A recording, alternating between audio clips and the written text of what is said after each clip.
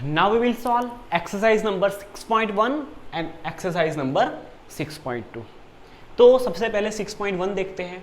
The sign of work done by a force on a body is important to understand. State carefully if the given quantities are positive or negative. बच्चों हमें इस case में ऐसा पूछा गया है कि ये जो वर्क होगा वो वर्क पॉजिटिव होगा, नेगेटिव होगा कि जीरो होगा, उसकी हमें यहाँ पे साइन लिखनी है. First, work done by a man in lifting a bucket out of a well by means of rope tied to the bucket. एक बकेट है जिसको एक रोप से बंधा हुआ है, रोप से एक टाइट है. वेल में से हमें उस बकेट को निकालनी है. तो जब हम बकेट को निकालने की ट्राई करते हैं तो बकेट का जो डिस्प्लेसमेंट है वो अपवर्ड डायरेक्शन में होना चाहिए. ओके, तो बकेट को जब हम वेल में से निकालते हैं तो उसका डिस्प्लेसमेंट अगर हम अपवर्ड डायरेक्शन में चाहते हैं तो हमें रोप को भी अपवर्ड डायरेक्शन में खींचना पड़ेगा. तो बकेट पर जो फोर्स लगेगा वो भी अपवर्ड डायरेक्शन में लगेगा और बकेट का जो डिस्प्लेसमेंट होगा वो भी अपवर्ड डायरेक्शन में होगा. तो इस केस में force and displacement both are in same direction, so angle between them is 0 degree and cos 0 is equal to 1. So यहाँ पे जो वर्क होगा वो पॉजिटिव वर्क होगा. सो यहाँ से हम लिख सकते हैं वर्क कैसा होगा, then work will be positive. Work will be positive. कैसा वर्क होगा, पॉजिटिव वर्क होगा. उसका रीजन क्या है, बिकॉज ऑफ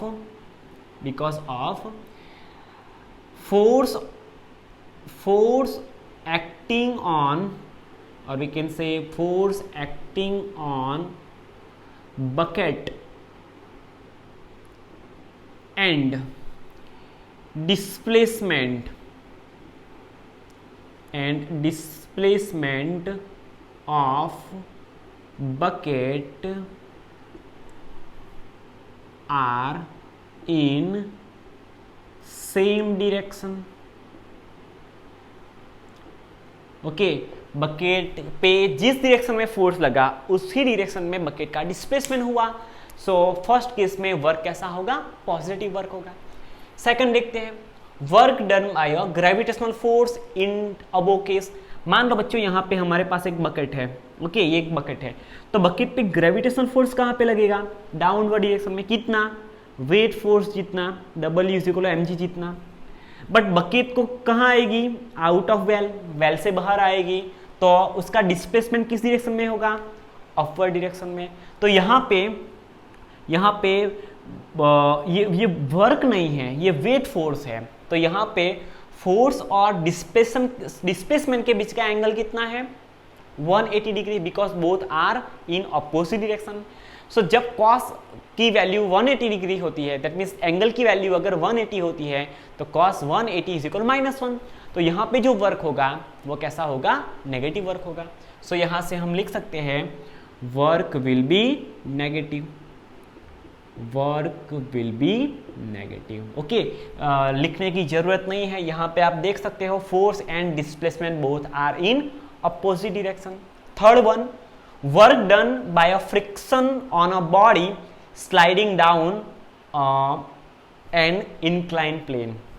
अब बच्चों ध्यान से सुनना, हमने जब चैप्टर नंबर 5 देखा था लॉज ऑफ मोशन, उसमें हमने फ्रिक्शन फोर्स देखा था और फ्रिक्शन फोर्स में ये भी बात की थी, फ्रिक्शन फोर्स ऑलवेज बॉडी जिस डायरेक्शन में मोशन करेगी उसकी अपोजिट डायरेक्शन में लगता है.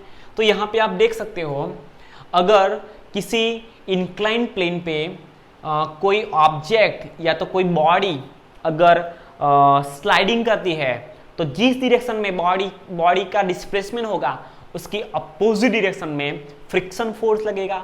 तो यहाँ से हम लिख सकते हैं work will B negative. Work will B negative.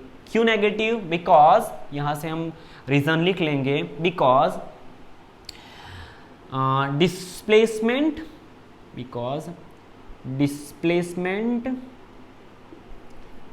And direction of force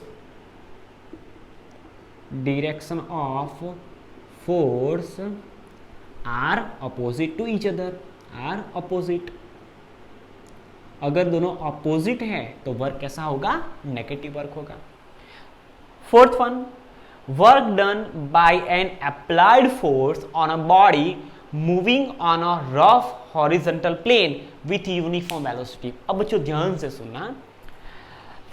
according to laws of motion, कोई बॉडी यूनिफॉर्म वेलोसिटी से कब मोशन करती है? जब उस पे लगने वाला नेट फोर्स बच्चों कैसा होगा? जीरो. ओके, अगर नेट फोर्स कैसा होगा? जीरो होगा, तो बॉडी यूनिफॉर्म वेलोसिटी से मोशन करेगी. और अगर उस पे लगने वाला नेट फोर्स जीरो है तो अगर वो स्टेडी पोजीशन में है तो स्टेडी पोजीशन में ही रहेगी. तो यहाँ पे एक्चुअली ध्यान से सुना, यहाँ पे एक्चुअली इस केस में बॉडी पे होने वाला जो वर्क है वो कैसा होगा? जीरो होगा. According to Newton's second law of motion, force is equal to mass into acceleration. यहाँ पे बॉडी का एक्सेलरेशन ही जीरो है because body is moving with uniform velocity. So there is no change in the velocity, so we cannot obtain the value of acceleration. So magnitude of acceleration will be zero.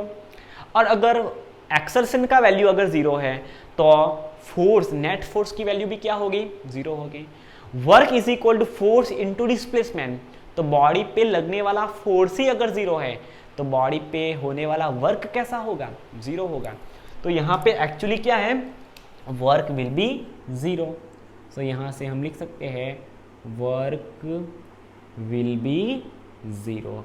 और अगर work zero है तो उसका reason क्या है? Because body moving with uniform velocity. Body uniform velocity से motion करेगी.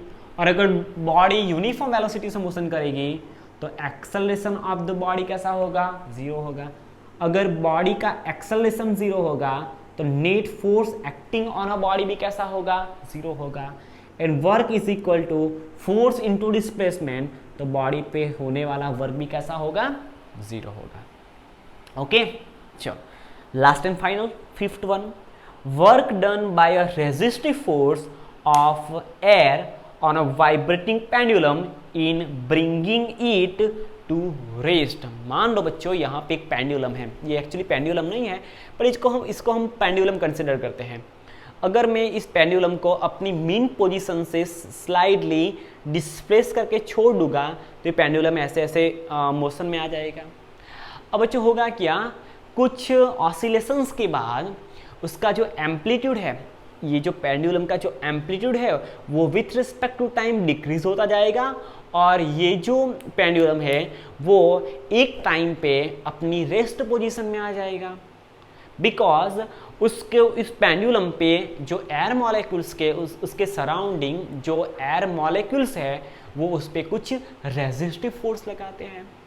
तो resistive force, friction force, this all types of force act in opposite direction of the motion of the body. So यहाँ पे ये जो resistive force है वो pendulum को स्टॉप करना चाहता है, उसको रेस्ट पोजीशन में लाना चाहता है. डेट मीन्स उसकी मोशन के अपोजिट में लगता होगा. और अगर उसकी मोशन के अपोजिट में लगता है डेट मीन्स कि वो कुछ नेगेटिव वर्क करेगा, बॉडी की काइनेटिक एनर्जी को डिक्रीज करना चाहेगा. So in this case work will be negative. Work will be negative. Work कैसा होगा? नेगेटिव वर्क होगा. ओके, चलो एक्सरसाइज नंबर 6.2 की बात करते हैं. A body of mass 2 kg initially at rest moves under the action of an applied horizontal force of 7 Newton. जो given है वो सबसे पहले हम यहाँ पे लिख लेते हैं. चलो क्या गिवन है? सबसे पहले तो मास ऑफ बॉडी, बॉडी का मास हमें गिवन है small m is equal to 2 kg. चलो at rest, that means initial velocity of body, body की जो इनिशियल वेलोसिटी है वो कैसी है, 0, initial velocity u is equal to 0. Okay, moves under the action of an applied horizontal force of 7 Newton. So we can write external force, or we can say applied external force. Applied force F कितना है, 7 newton का है. On a table with coefficient of friction force is 0.1. Coefficient of kinetic friction can be denoted by mu के, और mu के की value हमें given है 0.1. Compute first work done by the applied force in 10 second. 10 second जितने time interval में body पे होने वाला वर्क हमें यहाँ पे फाइंड करना है due to applied external force.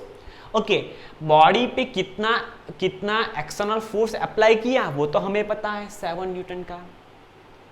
Body पे जिस डायरेक्शन में फोर्स अप्लाई किया है उस ही डायरेक्शन में बॉडी मूव करेगी, वो भी हमें पता है.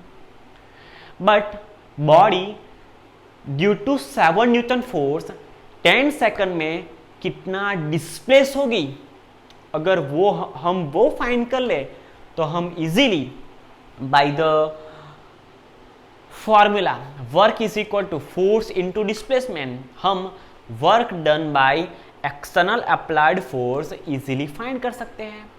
So सबसे पहले हमारा गोल क्या होगा, सबसे पहले हम किसी भी तरह से अगर बॉडी का डिस्प्लेसमेंट पता कर ले तो हम उसका वर्क फाइंड कर सकते हैं. तो डिस्प्लेसमेंट फाइंड करने के लिए सबसे पहले हमें बॉडी पे नेट फोर्स कितना लगता है वो फाइंड करना चाहिए. अप्लाइड फोर्स तो कितना है, 7 न्यूटन का है. बट बच्चों ध्यान से सुनना, अगर बॉडी जिस डायरेक्शन में मूव करेगी उसकी अपोजिट डायरेक्शन में by the virtue of motion of the body opposite में एक काइनेटिक फ्रिक्शन फोर्स लगेगा. सो यहाँ से सबसे पहले हम काइनेटिक फ्रिक्शन फोर्स फाइंड करते हैं. सो काइनेटिक फ्रिक्शन फोर्स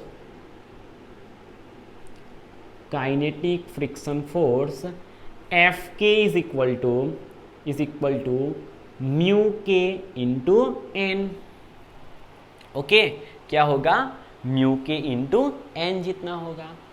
अब ध्यान से सुनना, मान लो यहाँ पे बॉडी है, बॉडी पे डाउनवर्ड डायरेक्शन में फोर्स लगेगा, W is equal to mass into gravitational acceleration. Okay, weight force लगेगा और उसको जिस सरफेस पे रखा है बॉडी को उस सरफेस के परपेंडिकुलर उस पे नॉर्मल रिएक्शन लगेगा. बॉडी वर्टिकल डायरेक्शन में इक्विलिब्रियम पोजीशन में है, डेट मीन्स बॉडी पे लगने वाला जो नॉर्मल रिएक्शन है वो बॉडी के वेट फोर्स जितना होगा. सो यहाँ से हम फ्रिक्शन फोर्स एफ के इज इक्वल टू म्यू के इंटू एम जी लिख सकते हैं. सो काइनेटिक फ्रिक्शन एफ के इज इक्वल टू म्यू के की वैल्यू है 0.1, मास ऑफ द बॉडी है 2 kg एंड ग्रेविटेशनल एक्सेलरेशन की वैल्यू है 9.8. सो यहाँ से हमें काइनेटिक फ्रिक्शन मिल जाएगा एफ के इज इक्वल टू, अगर हम इसको 0.1 को हम लिख सकते हैं 1/10, 2 एज इट इज. 9.8 को हम 98/100 लिख सकते हैं. सो यहाँ से हमें एफ के मिलेगा 98 × 2, तो 8 × 16, 9 × 18 एंड 119. ओके, डिवाइडेड बाय 100 तो वो हो जाएगा 1.96. सो एफ के काइनेटिक फ्रिक्शन हो जाएगा 1.96 न्यूटन. बॉडी पे फ्रिक्शन फोर्स कितना लगा, 1.96 न्यूटन का लगा. अब ध्यान से सुनना, बॉडी पे 7 न्यूटन का एक्सटर्नल फोर्स अप्लाई किया, उसकी अपोजिट डायरेक्शन में बॉडी पे 1.96 न्यूटन का फ्रिक्शन फोर्स लगा. तो बॉडी पे नेट अमाउंट ऑफ फोर्स कितना लगा होगा वो हम फाइंड कर लेते हैं. सो net force acting on a body, net force acting on a body F net is equal to दोनों फोर्स का सम, दोनों फोर्स का एडिशन, बट ये जो फ्रिक्शन फोर्स है वो अपोजिट डायरेक्शन में लगेगा, सो हमें विथ नेगेटिव साइन लेना पड़ेगा. So force F external force plus kinetic friction. So यहाँ से हमें मिलेगा net force acting on a body is equal to 7 newton का प्लस काइनेटिक फ्रिक्शन अपोजिट में लगेगा, that means we have to we will take kinetic friction force with negative sign. So net force acting on a body is equal to 7 में से 1.96 को हम subtract करेंगे तो क्या बचेगा, तो बचेगा 5.04. ओके, देख लेते हैं कितना बचेगा, 5.04 न्यूटन. ओके, तो ये रहा हमारा net force, so 5.04 Newton. So net force acting on a body कितना है. अब ध्यान से सुनना, बॉडी पे 3 तरह के फोर्स है. एक तो हमने एक्सटर्नल फोर्स अप्लाई किया 7 न्यूटन का, वो है. काइनेटिक फ्रिक्शन फोर्स अपोजिट में लगा 1.96 न्यूटन का, वो है. और बॉडी पे नेट फोर्स लगा 5.04 न्यूटन का, वो है. सबसे पहले हम फाइंड करेंगे, अब इतना नेट फोर्स बॉडी पे लग रहा है तो बॉडी का according to Newton second law of motion body का कुछ नेट एक्सेलरेशन भी होगा. सो यहां से हम लिखते हैं net acceleration of body, body का net acceleration. So F net is equal to mass into acceleration. So acceleration is equal to net force divided by mass of the body. So acceleration A is equal to net force कितना है, 5.04 Newton का है. 5.04 Newton का net force लग रहा है और body का मास है 2 kg जितना, बॉडी का मास है 2 kg. So acceleration of the body 5.04 को हम 2 से डिवाइड करेंगे तो हमें वैल्यू मिलेगी 2.52 मीटर पर सेकंड स्क्वायर, एंड मीटर पर second square is the SI unit of acceleration.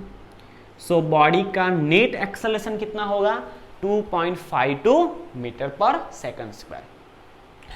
अब बच्चों ध्यान से सुनना, बॉडी का कितना डिस्प्लेसमेंट हुआ अगर हम वो फाइंड करना चाहते हैं तो हमें कांस्टेंट एक्सेलरेशन एक्सेलरेटेड मोशन के 3 इक्वेशन पता है. फर्स्ट इक्वेशन है v is equal to we nought plus AT. उसमें तो डिस्प्लेसमेंट है ही नहीं तो हम उस फार्मूला को तो यूज ही नहीं कर सकते. Second equation we have displacement s is equal to we naught t plus half AT square. So यहां से हमें इनिशियल वेलोसिटी भी पता है जो कि वो 0 है. हमें 10 सेकंड में कितना वर्क हुआ, दैट मीन्स कि 10 सेकंड टाइम भी पता है. तो हम इस फॉर्मूला का यूज करके इजीली हम बॉडी का 10 सेकंड में बॉडी कितना डिस्प्लेस हुई होगी वो फाइंड कर सकते हैं. सो यहां से हम लिखेंगे displacement of body, displacement of body in t is equal to 10 second. 10 second जितने टाइम इंटरवल में बॉडी कितना डिस्प्लेस हुई होगी वो हम यहां से फाइंड करते हैं. So displacement s is equal to we naught t plus half AT square. Okay, चलो. So displacement s is equal to body का इनिशियल बॉडी की इनिशियल वेलोसिटी 0 है. हमने यहाँ पे u लिखा है, मान लो इसको v नॉट लिख लो. ओके, u लिखो v नॉट लिखो, कोई फर्क नहीं पड़ेगा. ओके, तो अगर ये 0 है तो t मल्टीप्लाई बाई 0 तो ये वाला पोर्शन 0 हो जाएगा. सो हमारे पास सिर्फ बचेगा 1/2 value of acceleration 2.52 multiply by T square की वैल्यू t है हमारे पास 10 और 10 का स्क्वायर. सो हमें यहाँ से डिस्प्लेसमेंट की वैल्यू मिलेगी मल्टीप्लिकेशन डिवीजन करने पे 126 मीटर. क्या मिलेगी बच्चों, 126 मीटर। बॉडी 126 मीटर जितना डिस्प्लेस करेगी 10 सेकंड में। ओके चलो, हमें डिस्प्लेसमेंट मिल गया, हमें अप्लाइड फोर्स पता है, हमें फ्रिक्शन फोर्स पता है, हमें नेट फोर्स पता है। तीनों फोर्स से हम वर्क फाइंड कर सकते हैं। तो सबसे पहला फाइंड करते हैं work by external force, work by external और we can say applied force. हमें यहाँ पे अप्लाइड फोर्स ऐसा वर्ड दिया गया है, सो हम अप्लाइड फोर्स का यूज करते हैं। So work by applied force is equal to applied force into displacement, और दोनों एक ही डायरेक्शन में हो रहे हैं। ऐसा हम कैसे कह सकते हैं कि हमने जिस डायरेक्शन में बॉडी पे एक्सटर्नल फोर्स अप्लाई किया उस ही डायरेक्शन में बॉडी मूव करेगी, बॉडी डिस्प्लेस होगी। ऐसा हम कैसे कह सकते हैं? देखो यहाँ पे बॉडी पे हमने जो फोर्स अप्लाई किया वो 7 न्यूटन का है, बॉडी पे काइनेटिक फ्रिक्शन फोर्स प्रोड्यूस हुआ वो 1.96 न्यूटन का है। मान लो किसी बॉडी पे हम 7 न्यूटन जितना फोर्स इस डायरेक्शन में लगाते हैं और बॉडी मोशन में आती है, तो बॉडी की जो सरफेस है और हमने उसको जो सरफेस पे रखा है उसके बीच में प्रोड्यूस होने वाला काइनेटिक फ्रिक्शन अगर 1.96 न्यूटन का हुआ तो इस डायरेक्शन में फोर्स ज्यादा है, सो बॉडी पे नेट फोर्स इस डायरेक्शन में लगेगा। दैट मीन्स बॉडी पे जिस डायरेक्शन में एक्सटर्नल फोर्स लगा उसी डायरेक्शन में हमारे केस में बॉडी क्या हुई? डिस्प्लेस हुई। That means external force, that means applied force and the displacement of body in same direction, so angle between them is 0 degree and cos 0 is equal to 1. so हम यहाँ से लिख सकते हैं work by applied force W is equal to force कितना है body का, body पे लगने वाला अप्लाइड फोर्स 7 न्यूटन का है, मल्टीप्लाई बाय डिस्प्लेसमेंट कितना हुआ 126 मीटर जितना हुआ। So work by external force is equal to, अगर आप 126 को 7 से मल्टीप्लाई करोगे तो आपको वैल्यू मिलेगी 882 जूल, 882 जूल। लड़की ब्यूटीफुल कर गई झूल। ओके तो ये रही हमें मिल गया work by applied force. B second one, work done by कहाँ पे? Okay, work done by friction force in 10 second. 10 second में बॉडी ने 126 मीटर जितना डिस्प्लेसमेंट किया, तो उस पर फ्रिक्शन फोर्स ने कितना वर्क किया होगा अपोजिट डायरेक्शन में, वो हमें फाइंड करना है। So work done by friction force, so यहाँ से हम लिखेंगे work done by friction force WF is equal to friction force FK into displacement S into cos, अब ध्यान से सुना, इंटू कॉस 180 डिग्री, हमें यहाँ पे लिखना पड़ेगा into cos 180 degree, because friction force and displacement of body are opposite to each other. So यहाँ से हम लिखेंगे work done by friction force is equal to, okay, law of conservation of space, हमारे पास स्पेस तो है ही नहीं बच्चों, क्या करेंगे? ओके यहाँ पे लिख लेंगे, कुछ जुगाड़ लगाते हैं। देखो यहाँ पे स्पेस है ना, इसका यूज कर लेते हैं। चलो, so work done by friction force is equal to FK, friction force कितना है 1.96 न्यूटन का है, so 1.96 multiply by displacement 126 metre and cos 180 is equal to -1। So work done by friction force is equal to, इसको हम multiply करेंगे तो हमें value मिलेगी -246.96 जूल, जितना वर्क फ्रिक्शन फोर्स से हुआ। अब बच्चों हमें फाइंड करना है C, हमें फाइंड करना है work done by net force. अब हम बच्चों नेट फोर्स से वर्क दो तरह से फाइंड कर सकते हैं, ध्यान से सुनना। एक्सटर्नल फोर्स से इतना वर्क हुआ, in the direction of motion of the body, और फ्रिक्शन फोर्स से इतना वर्क हुआ in the opposite direction of motion of the body. अगर हम इसमें से इसको सब्ट्रैक्ट कर दें और वी कैन से अगर हम दोनों का एडिशन कर दें तो हमें work done by net force मिल जाएगा।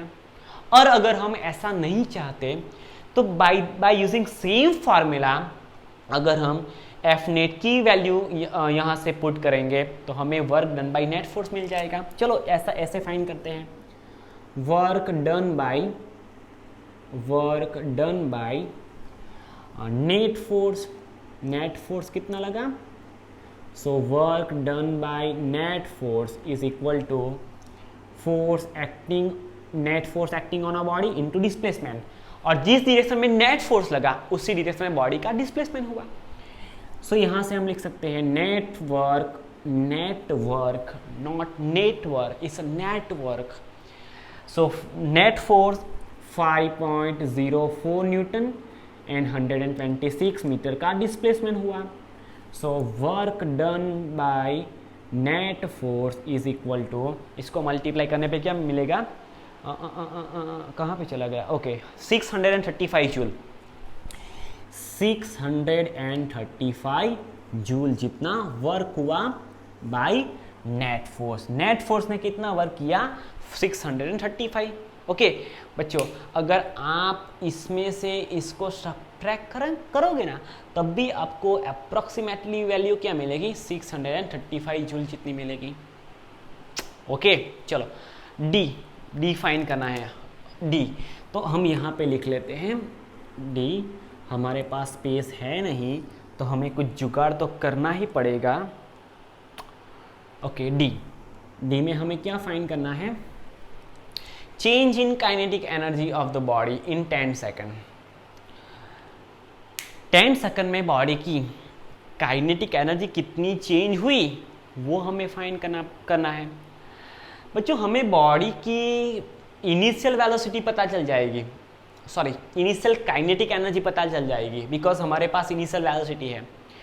अगर हम किसी भी तरह से बॉडी की फाइनल वेलोसिटी निकाल लें तो हम फाइनल काइनेटिक एनर्जी फाइंड कर सकते हैं।